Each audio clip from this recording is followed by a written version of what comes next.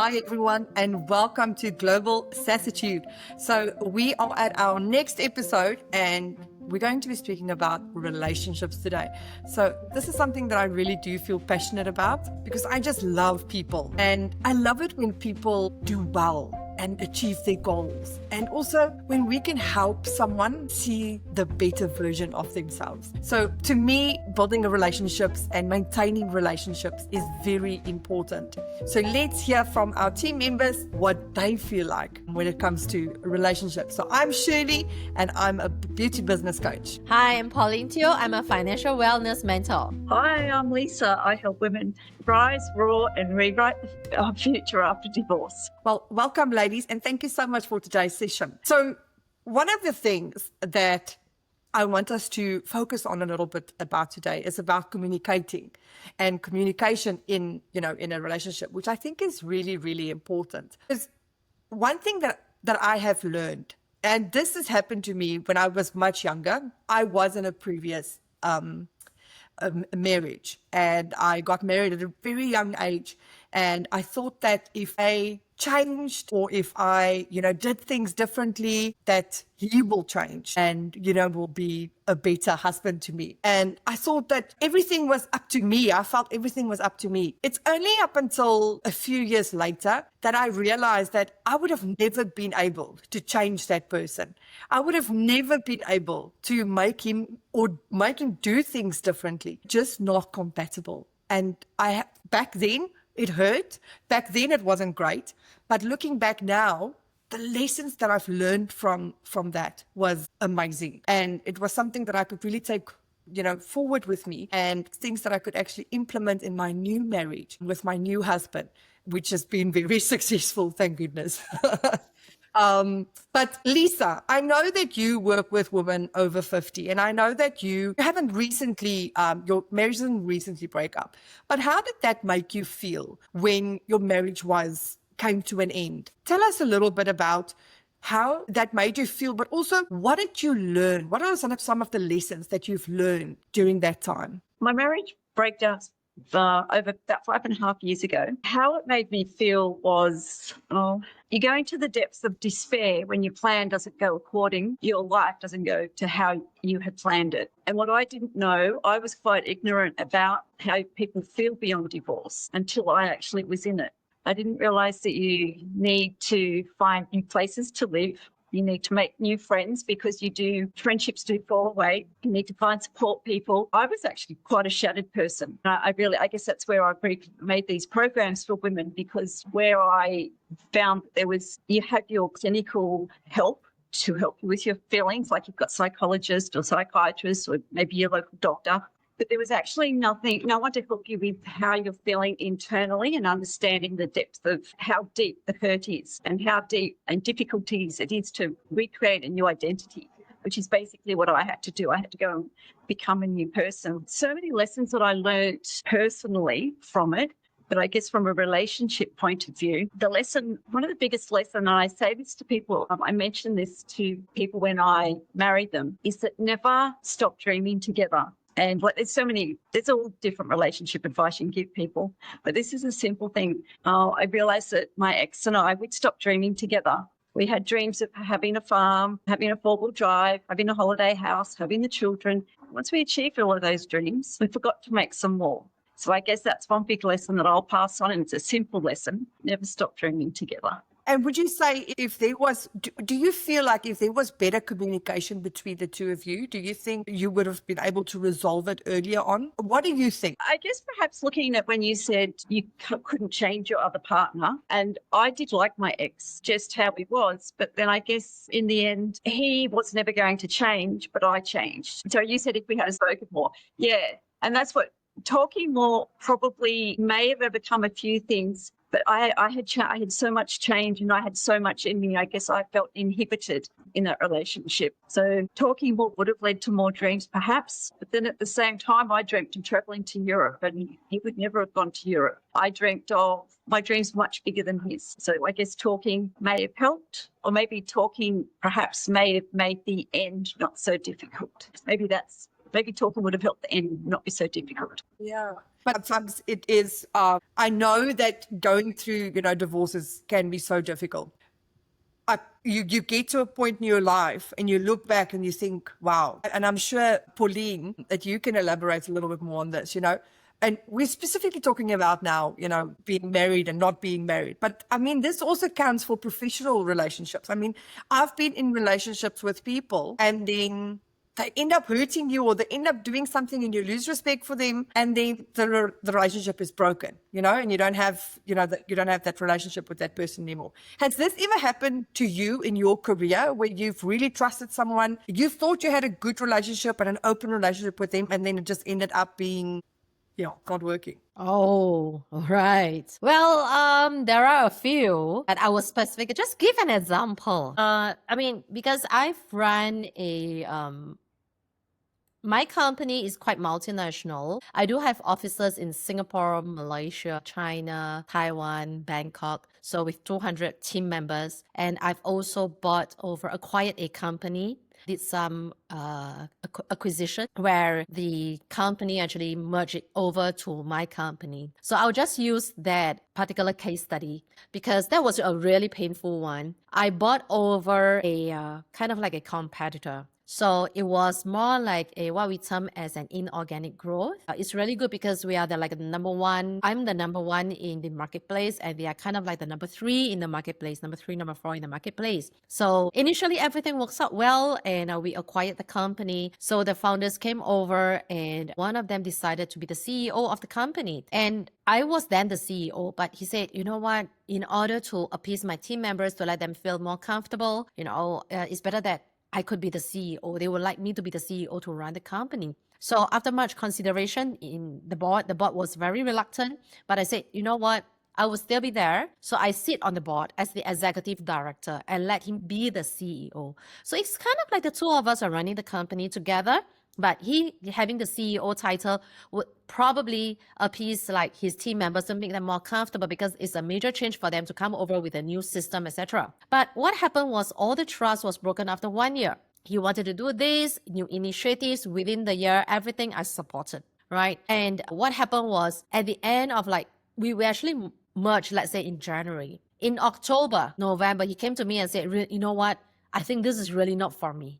I would like to leave the organization. I realized being the CEO, I have no freedom at all. And I have to be accountable to, because my company is a listed company, I have to be accountable to the shareholders, to the board of directors, and every decision I have to make, I have to get approval, etc., etc. Then I said, yeah, this is what happens when you become the CEO of a listed company, right? There's a lot of governance and accountability. It's not just whatever that you want to do, you do it as on your whims and fancy, right? So now you know how it's like. And all the trust, everything, and he just said, no, I cannot do it. And he just left, okay, giving a 1 or 2 months notification.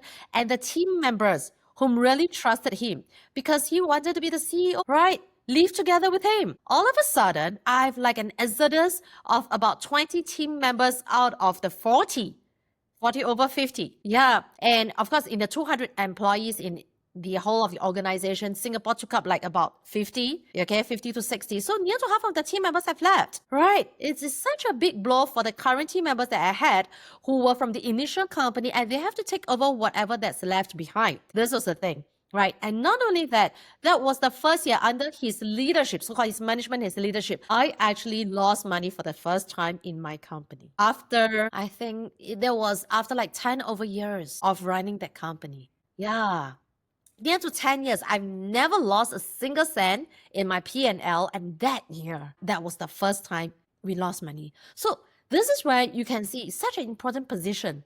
We want to give the trust, but it has been broken. And not only that, that kind of pain is not just a trust issue of a person to a person relationship, but in that position of a listed company, it has so much accountability to my team members, to my shareholders, to my customers, right, who have really trusted in us in this particular company. So the impact is really great.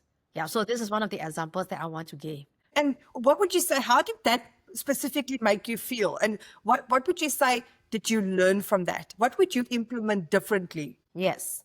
Frankly speaking, I've learned a lot in this situation. I gave him the feedback. To say that how I've supported him. I mean, he was apologetic. He apologized of how it's being done and so on. But what I've learned in the process was something that sometimes we want to be kind. I mean, for me, in that position as a listed company, there are times that we see that in a merger and acquisition, we would see people being retrenched. And it sounds really horrible that the top management has to kind of like lay off staff. But after reflecting, I realized I should have done that. Sounds really cruel and cold-blooded that I have to lay off stuff. But you know what? Having two different culture organizations coming together is not easy. It's just like two families. It's really not easy. So this is where sometimes really to give a really good package for some people to leave, it actually helps the organization to really maintain its culture and the value system. So this is what I've learned, right? In terms of managing a company. Of course, I would say if we need to ask people to go, it has to be done well and in the right way, right? So that is something that I learned in the process. And the other thing was really, if I need to be in control as a leader, I need to trust myself that I can do the job, all right, and make sure that they are really comfortable be in that position that they are in, because the board trusted me. But I was saying, you know what? We really give the person a chance. And really sometimes we have to nip it in the bud. When we know after a few months that something is not right, we really need to know how to intervene when it comes to the organization. But of course, think about it is there's never a right or wrong answer in organizational management or organizational behavior. We look back and we say this, but you know what? There is never the best decision, I would always say. But I must say, in this situation, it kind of like turned out well in the end, because subsequent year, the following year, all right, after that loss, in 2 years' time, we actually spin off one company. And not only that, we made our record revenue in 2 years' time. When 20 of the team members left, because my current team member becomes so, because right now they are with me, they are my comrades who actually fought with me. They become so energized, so positive, and they have that fighting spirit that they say, you know what, I need to turn around the company. And in 18 months to 2 years, and that was where, luckily for this, I would say crisis, we learned from it. And because 1 year later, it was the COVID. And during the COVID time, our team stick together even more, and we hit our record revenue during 2020 when COVID actually hits. So I think sometimes certain things, what we have learned from it was, it's just like any relationship. When we have gone through a crisis, a bad time, right? We can go through anything. This is what I've learned. It's nothing bad that comes out from it. Frankly, it comes out good. Yeah, exactly.